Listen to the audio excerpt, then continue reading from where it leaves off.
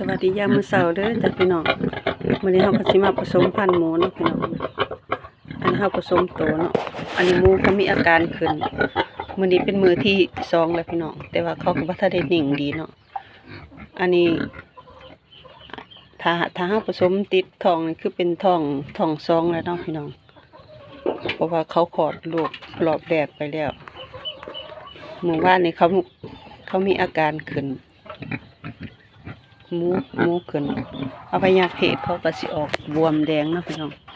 บวมแดงผิดปกตินี่เป็นบวมมื้อนี้เป็นมื้อที่2แล้วมื้อนี้เฮาก็เอาตัวผู้มาปล่อยใส่กันให้เขาทำความรู้จักกันก่อนเนาะนี่เบิ่งนี่พี่น้องบวมแดงบวมแห้งบวมแดงแต่ว่าบ่ทันได้นิ่งดีพี่น้อง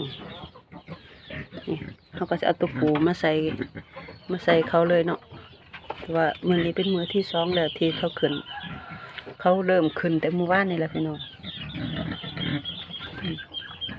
เอาเลยเอาตัวปูมาปล่อยใส่กันก่อนเบิ่งนี่พี่น้องเห็นบ่บวมแดงบวมแดงพี่น้อง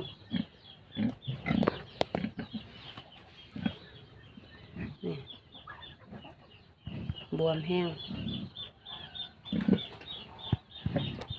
แต่ก็บ่ทันได้นิ่งดีนี่หลังโกงเนาะแต่ว่าบ่ทันได้ให้ตัวผู้ขึ้นได้พี่น้องเฮาก็สิปล่อยใส่เพิ่นเลยเนาะ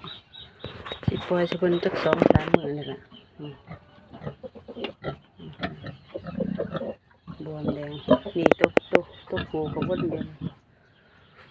เดี๋ยวให้เขาอยู่นำกันเนาะพี่น้องเอาถ่ายให้พี่น้องเบิ่งสำเร็จก่อนเนาะพี่น้องเดี๋ยวเฮาก็สิมาถ่ายให้พี่น้องเบิ่งใหม่นำกันติดตามไปนำกันเด้อพี่น้องเด้อบวมแดงแห้งพี่น้องเอาคลิปนี้ขอจบเพียงเท่านี้เนาะพี่น้องเนาะไปแล้วจ้าสบายดีสวัสดีค่ะ